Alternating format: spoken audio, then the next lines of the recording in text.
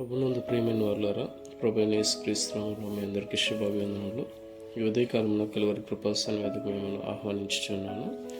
ద్వితీయోపదేశ కాండము 6వ అధ్యాయము 2వ వచనంలో, నీ దేవుడైన యెహోవాకు భయపడి నేను నీకు ఆజ్ఞాపించే ఆయన కట్టడలనియు ఆజ్ఞలనియు నీ జీవిత దినములన్నిటను గైకొనొచ్చు నీవు దీర్ఘాయుష్మంతుడు వగనట్లు మీరు స్వాధీనపరుచుకున్నటకు ఏరు దాటి వెళ్ళుచున్న దేశమందు మీరు జరుపుకొనుటకు మీకు బోధింపవలనని మీ దేవుడైన యెహోవా ఆజ్ఞాపించిన ధర్మమంతయు అనగా కట్టడలు విధులు ఇవే.